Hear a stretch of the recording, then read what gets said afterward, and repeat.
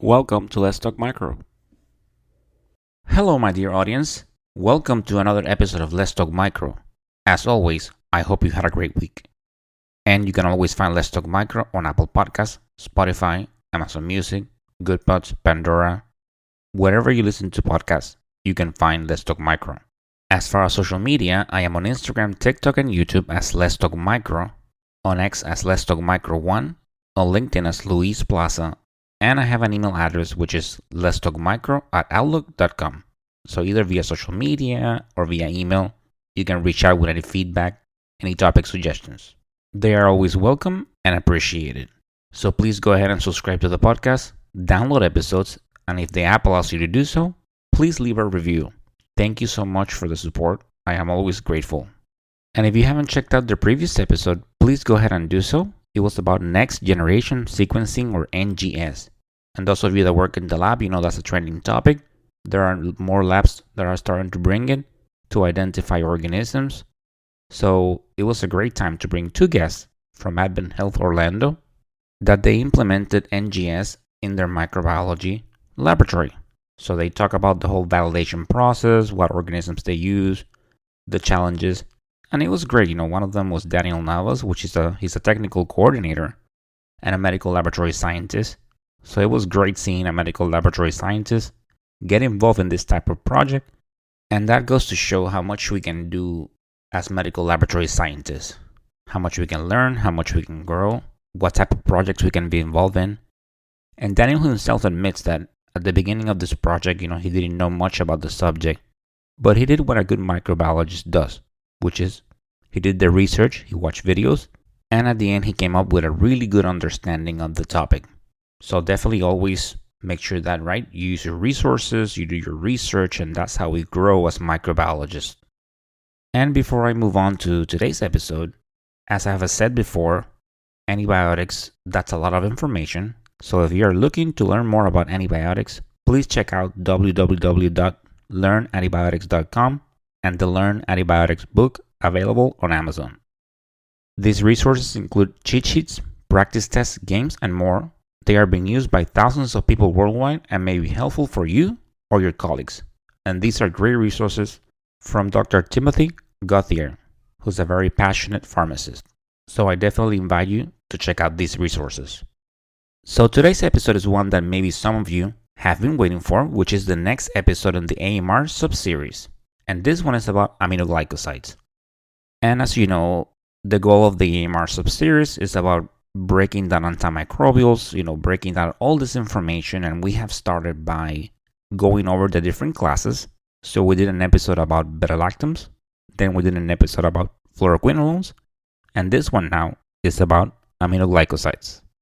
So as usual in the series, Andrea Princey joins me as a co-host, and then we have a guest who's Dr. Patrick McDaneld. So I hope you enjoyed the episode. Great information about aminoglycosides.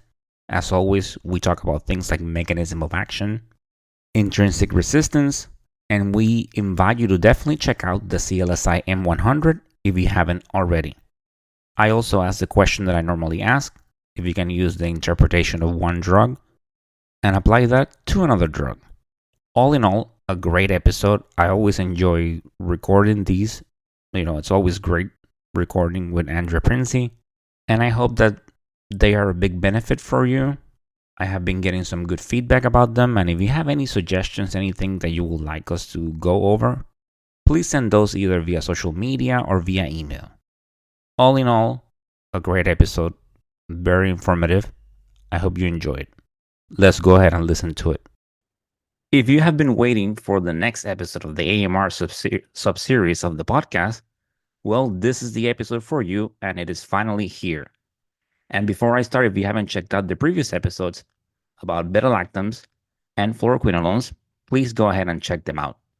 As always, we break them down. We go over mechanism of action, things like intrinsic resistance. We reference the CLSI M100.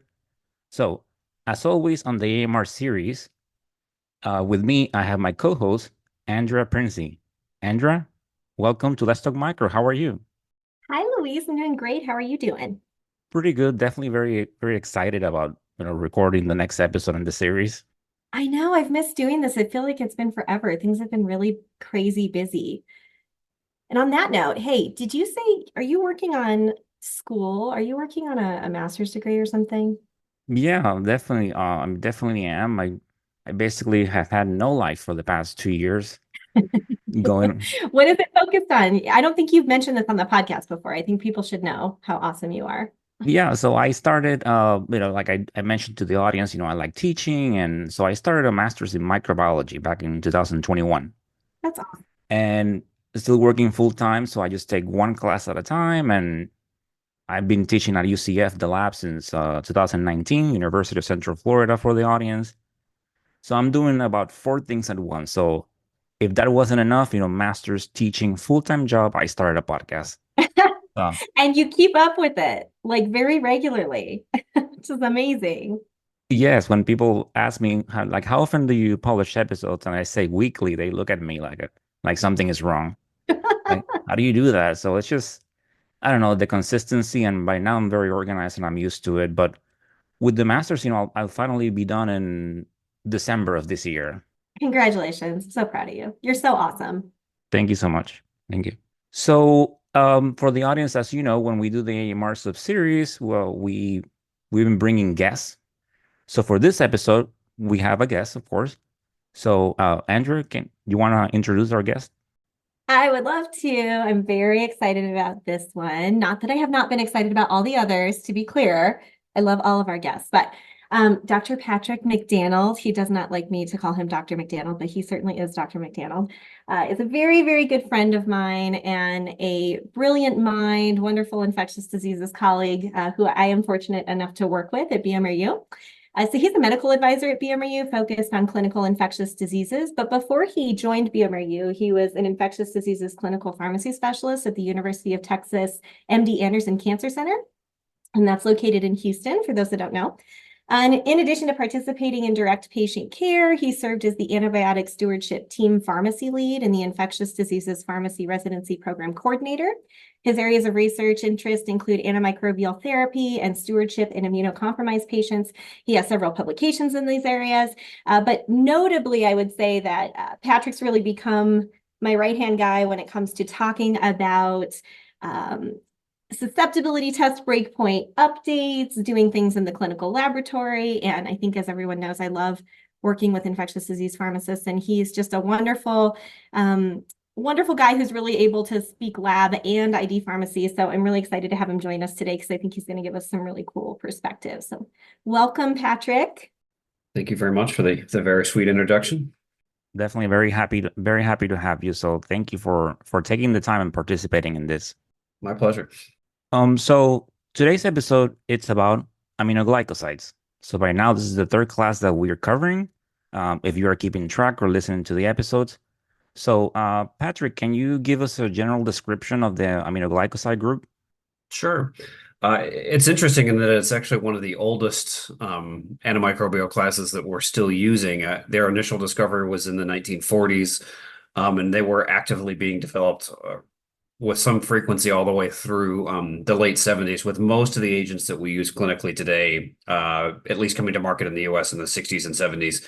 And then there's one very late straggler in 2018 that we'll talk about a little bit later that came much after kind of everyone else moved on from aminoglycosides. In terms of understanding where they come from, they are all of them are at least their original parent molecule is isolated from two bacterial groups, and so that's Streptomyces and Micromonospora.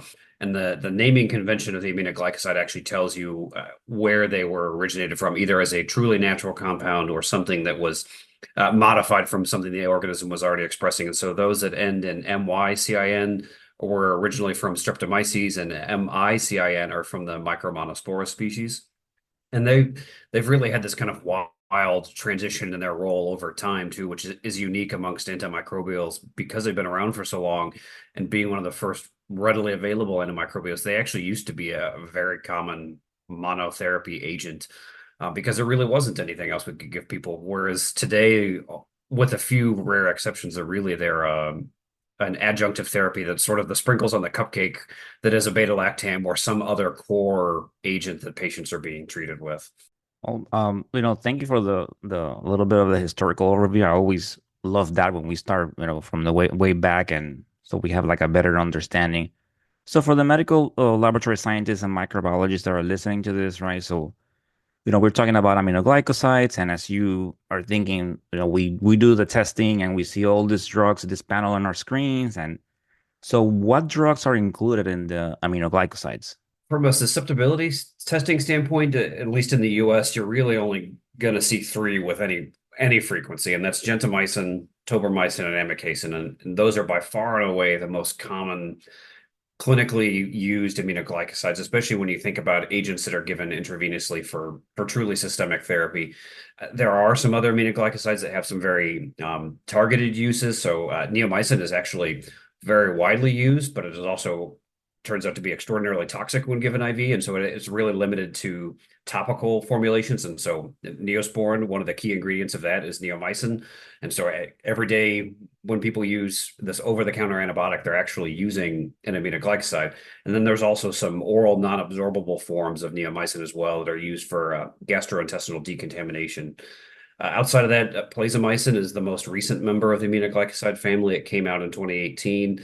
It was a modified version originating out of gentamicin that was really targeting towards MDR enterobacterialis pathogens.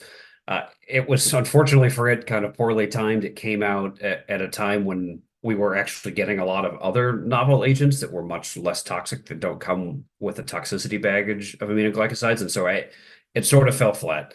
It was available, but even at a center like where I used to work, where we basically had access to every antimicrobial, we almost never used it. And so if places like cancer centers aren't using it, your average community hospital is just never going to reach for it. And so it really has kind of fallen by the wayside.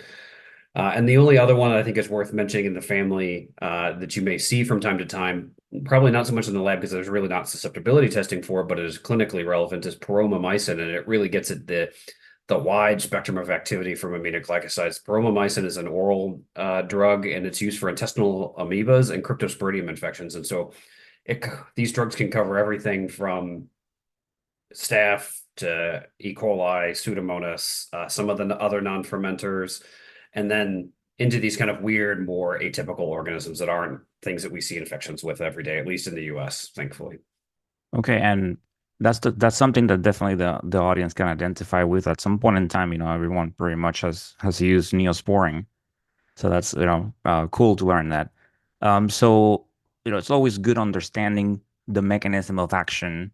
Sometimes some drugs they target the cell wall, some DNA, some RNA, some protein synthesis. So what is the mechanism of action of the aminoglycosides? Sure. And so these are, as you mentioned, a very classical mechanism. They target the bacterial ribosome, specifically the 30S subunit. And so they basically sit inside the pocket while the ribosome is trying to translate the mRNA into protein and block part of that process. And so you end up with these either truncated proteins where it just stops reading it, or it inserts the wrong amino acid, or it skips amino acids, and so you basically end up producing mountains of non-functional proteins, which end up clogging up the cell, ultimately leading to bacterial stasis. And aminoglycosides, if given long enough, can be cidal, and so there's a little bit of controversy around what they do beyond that in terms of mucking with some of the channels that exist in the bacterial cell wall. But really, their core activity is driven by interfering with the ribosome and production of proteins. And so as far as for which organisms this antibiotic group treats. We touched a little bit on this, and so I think that's what's interesting about them is they actually, compared to a lot of antibiotics, have a very, very broad potential group of organisms that they can be useful for. And so especially early on, before we started limiting to adjunct therapy, they were used for everything for a number of gram-positive species. Really, the classical uses are for staph species and enterococci, and we can circle back to enterococci because they drive some specialty testing within the lab that I'm sure everybody is familiar with. And then really where they find the bulk of their use today clinically is on the gram-negative. So for Enterobacterialis and Pseudomonas specifically, and then occasionally people will try them for things outside of that. But once you get beyond kind of the classic and common pathogens, you can run into some intrinsic resistance. Okay, and I'm very happy that you mentioned that because that's something that I always want to make medical lab scientists aware about the intrinsic resistance. And sometimes, most of the times, the ALS already have certain rules when it comes to intrinsic resistance. It hides the antibiotics, and but you can always, get a request of something that maybe you don't perform. Sometimes, these things happen and you're the only one in the lab, and you just go, okay, well, go ahead and set it up, and you might not be aware that the organism is intrinsically resistant to that antibiotic. So is there any intrinsic resistance when it comes to the aminoglycosides? Yeah, there are a couple big groups of things that are worth talking about. I think, as you mentioned, really from a lab technologist standpoint, I think stopping and looking at the M100 to see what they recommend. This is within Appendix B for the M100, where they basically provide a very quick reference for common intrinsic resistance issues. So in terms of the M100, the Appendix B will cover the very common bug drug combinations, and so they will have a discrete column for aminoglycosides, and it will cover some of the common issues. They won't get into some of the more individual species that are less commonly isolated within that table, but it certainly is a good place to start. In terms of aminoglycosides specifically, the biggest category where there's just intrinsic resistance is anaerobes. Anaerobes as a broad category are resistant to the clinical use of aminoglycosides because they require aerobic cellular respiration for part of their transport to get into the cell. And so for anaerobes, they're just not expressing the right molecules and proteins within their cell wall to allow the translocation of the antibiotic into the cell to get to the ribosome. In terms of other gram negatives, there's a couple big ones to remember. So Stenotrophomonas, Burkholderia species, and Achromobacter are all basically considered intrinsically resistant. Every once in a blue moon, you might find one where the MIC is low, but realistically, they are not functionally useful to treat those organisms. And then there's a couple other interesting ones. There's one Providencia species that is considered intrinsically resistant to gentamicin, and that is notated in the M100 if that ever comes up. And then in terms of Enterococcus, essentially all enterococcal species have this low level aminoglycoside resistance. And so that's why if you're doing aminoglycoside testing for Enterococcus in the lab, you're specifically looking at that high level resistance phenotype to decide whether or not we're able to use these for synergy clinically. And then there's also Serratia is typically resistant to just tobramycin. There are occasions where it is susceptible, but by and large, you shouldn't be seeing susceptible results there. So, Patrick, as you're going through all this is making me think about, like, I feel like there's so much to think about here. You've noted how these really cover a broad range of organisms, but there's certain toxicities with some of them as compared to others, or maybe there's intrinsic resistance to think about. So why would a clinician choose one aminoglycoside over another? Like, is there one that you feel like is more commonly used, and then why is that one picked, or is it guessing? Is it random? So for these, because they've been relegated to this sort of adjunct therapy role, a lot of hospitals will only keep one or two on formulary. And so oftentimes people will sort of pick one or the other based on a couple key things. One, if you're doing synergy treatment for a gram-positive organism, that's almost exclusively with gentamicin. And then the pediatric crowd is also very big into gentamicin because they have the most robust data and experience with that aminoglycoside in their very vulnerable patient population. So they are very attached to gentamicin because they're so familiar with it. Once you get beyond that, then it's a little bit more of a grab bag in terms of what you have available. And then really, more than anything, you should probably be looking at your local antibiogram to decide, I know I have a Pseudomonas and I want to give an aminoglycoside, which one is the best at my facility. The real trouble with these is the resistance mechanisms for these. There are a couple, but the big driver is enzymatic deactivation of the aminoglycoside molecule itself, where it no longer can kind of fit into the ribosome and cause this protein production issue. And so these enzymes are incredibly variable. They can kind of have a random assortment of effects across the aminoglycosides. One might be better at modifying tobramycin, but not so good at amikacin, or vice versa. And so that's a little hard to predict sometimes exactly what you're going to get on a susceptibility profile. Broad picture, generally speaking, the MICs tend to get, or the susceptibility tends to be the best for amikacin, then probably tobra, and then probably gent. But there's a lot of shades of gray around your local patient population. the level of pretreatment with aminoglycosides that you're seeing, the specific organisms that you're treating. And so really it takes somebody who's pretty attuned to what's going on in their population to make those decisions. And if you look at the big multinational guidelines, they often talk about adding aminoglycosides sort of as adjunctive therapy, almost like a category. They don't necessarily tell you which one to use because they would like you to go and make sure that you're picking the right one for your particular facility. That's great. I think actually before, Luis, I think you have another question, but I'm thinking about this as Patrick just keeps saying little gems that make me think about other things. You mentioned synergy testing just a couple times. Patrick, would you be willing to just elaborate on what that is exactly a little bit more for the audience?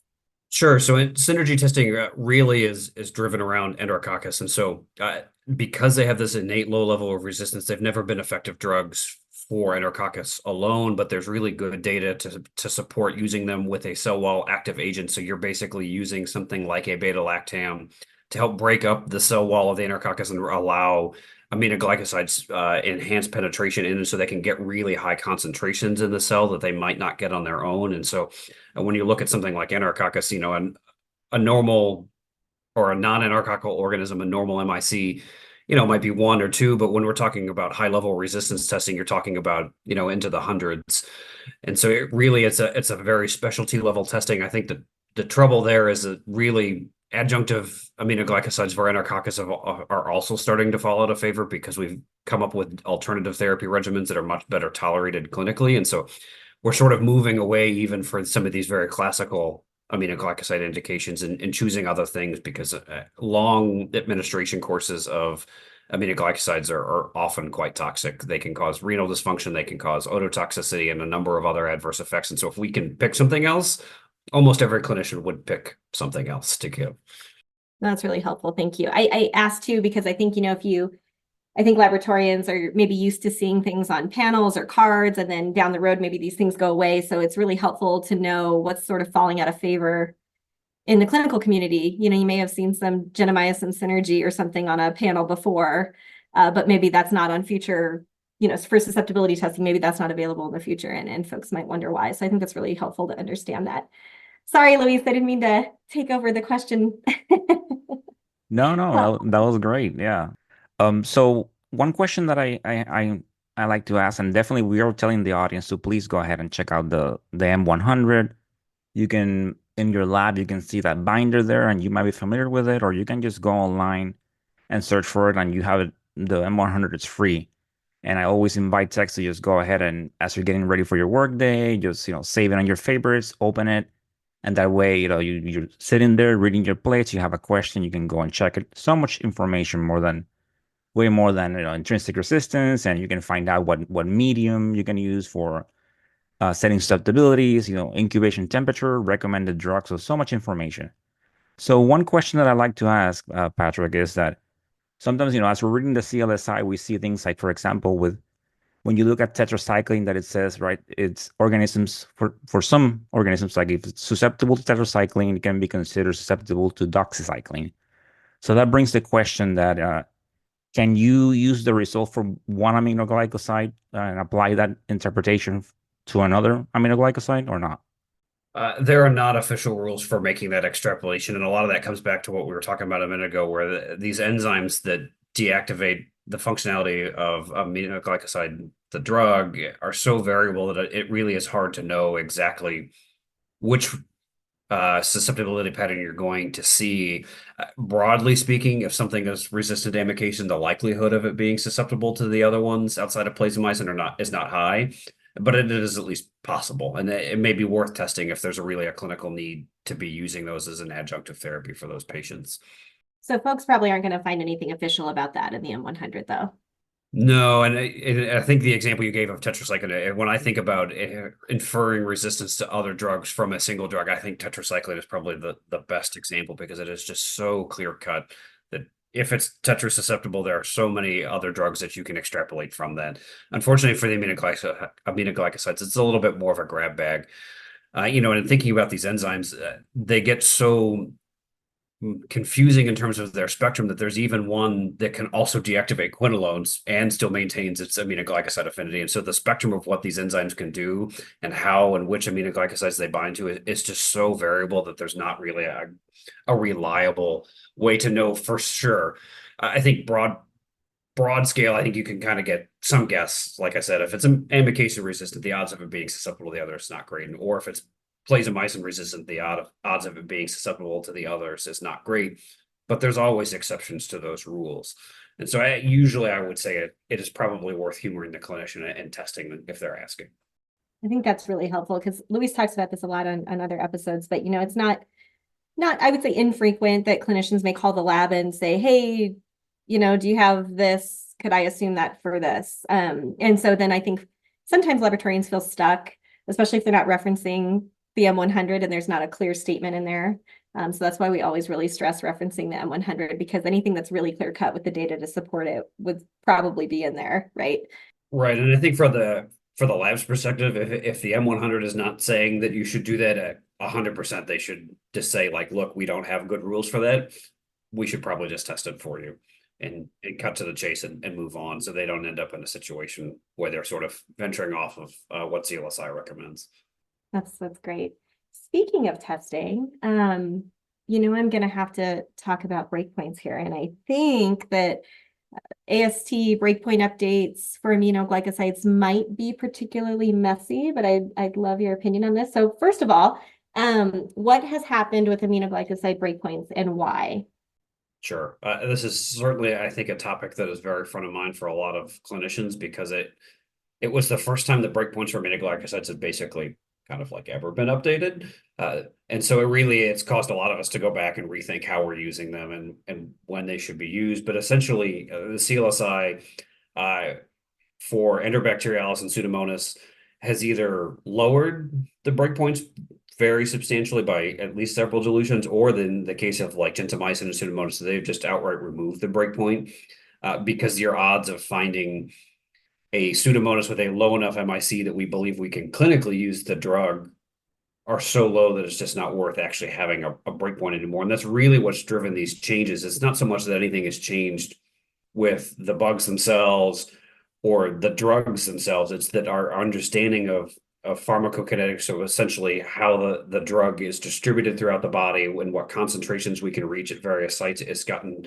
so much more advanced that we really understand that in a lot of cases, with the old breakpoints, we simply couldn't get enough aminoglycoside to the site of infection for it to actually reach the MICs that we were still calling susceptible. And so what they did was basically lower the MICs to a point where we can be pretty confident that we can clinically give enough aminoglycoside without causing outright toxicities that we are effectively treating what we would call a susceptible organism. No, that's great. I love that context, because I think too, if you're not really in deep on what happens with breakpoints and how they get updated and things, it's a little lost on folks sometimes that, this really takes into account what the drug is doing to the body. So you're also, accounting for how much you have to dose and not completely wreck someone's organs, right? And so that comes into play with how these breakpoints are established. So given that these have changed, what does that mean for the lab in terms of updating breakpoints or using them on their systems? Is it complicated? Sure. And before I to address that, I actually want to circle back to a comment you just made. And I think this idea that there is a patient in the middle of all this was historically a bit lost in the way we set breakpoints, and a lot of the breakpoint changes we've seen in recent years, a big driver behind why these are changing is we are really trying to factor in the patient aspect and the therapeutic ability to really give enough drug to reach the MICs that we have been calling susceptible. And so, some of those things are behind the reduction in peptazo MICs over the years as well, where they were so much higher because in vitro it seemed perfectly fine, but then it turned out in a person we just simply couldn't give that much peptazo without causing a very serious adverse effect. In terms of what does all this mean for the aminoglycosides today? So CLSI dropped all their breakpoints. USCast and UCAST also similarly have dropped their breakpoints in recent years for their aminoglycosides kind of across the board, or dropped a breakpoint entirely. But the FDA has chosen to maintain the historic breakpoints, at least for the time being. They did not accept CLSI's recommendation to lower them. And so we're in this unfortunate situation where the FDA has one set of breakpoints, and that's the only set of breakpoints that a diagnostic company can pursue clearance for. And so really, everybody is still getting new susceptibility testing cleared at the old breakpoints where clinically most labs, most ID clinicians want to use CLSI or one of these other groups. And so you're stuck having to essentially do off-label validations if you want to do CLSI because a manufacturer can't go and get clearance at the CLSI breakpoints because the FDA has chosen not to support them. And so I think in the short term, there's going to be a lot of people talking with between the lab, their stewardship program, their ID clinicians about which aminoglycosides are they using in our hospital, which ones are they thinking it's worth the effort on the part of the lab to do a validation to lower the breakpoint. Because if your hospital just doesn't have tobramycin on formulary, why would you go to the trouble of doing a validation? And so making sure that everybody's on the same page and targeting efforts where they're going to be most beneficial for patient care. Right. That's great perspective. Thank you. I completely agree. Thank you. It's always great for me, that I've always wanted to learn more, and just, we sit there, we do the testing, and I read the CLSI and just, tying all these concepts together. This has been, definitely great for me, and I hope that the audience, enjoys this as well. Um, I don't know, is there anything else that you want to ask, Andrea?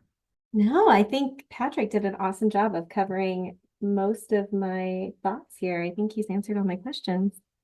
I completely agree. And Patrick, is there anything else that you want to add before we come to an end on the episode? The only other thing I would say is if you have a burning desire to understand why a breakpoint has changed, CLSI has gotten really good about publishing content around why they're changing breakpoints, what was the data behind them. And so if you would like to know more, certainly CLSI has a lot of that information. The FDA has also started publishing justification documents for why either they have made a change to breakpoints or why they may have chosen not to support a CLSI breakpoint. And so there's a lot more transparency coming, I think, to this world. Even though we may still be stuck in a situation where various groups don't agree on the breakpoint, you can at least get some context around why they're recommending what they're recommending. Great point. Yeah, and I like that you said that, because I recently did a collaboration with the Breakpoints podcast, and for doing the research for that, like I started watching like a lot of videos and definitely a lot of information, like you said, and there was a great video by Dr. Romney Humphreys, which I was lucky enough that she was a guest in one episode here in the podcast. But a great explanation, a lot of information, a breakdown of the toolkit. If you are changing the breakpoints and your validation, and it's a lot of good information. It's just as simple as starting doing a engine search and saying, okay, breakpoints 2024, and I started finding all this information, very detailed, and it was very helpful, and it gives you a better understanding. So I completely agree. And I agree. I can't say enough good things about the CLSI toolkit and some of the videos and educational content they put out with that in terms of really helping people to get their hands around what might need to be done if you need to validate an off-label breakpoint, or you need to change a breakpoint for another reason, and to give people the tools so they can actually move forward. Yeah, those are really wonderful, wonderful resources. We ourselves lean into those a lot. CLSI has been really great with providing all sorts of material. I completely agree. So, and I just want to remind the audience that if you have any questions, definitely reach out at letstalkmicro@outlook.com, and then we'll take a look at them, and we might add them as we prepare for future episodes.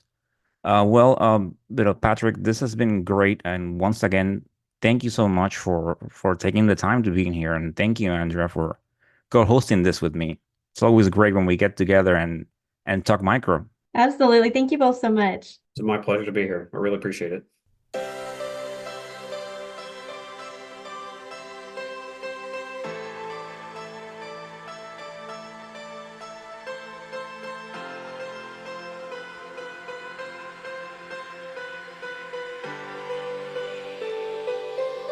And that, my dear audience, it's the end of this episode. I hope you enjoy learning about aminoglycosides. As always, I enjoy sharing this information with you. Thank you so much for the support, for the feedback. Great things coming your way. So please continue downloading episodes, subscribe to the podcast. I appreciate all the support. And as always, continue bringing that passion to what you do. It's so important you do such great work. So, as always, stay motivated, stay safe, and of course, Patrick, Continue talking micro. continue talking micro. Until the next time. Bye.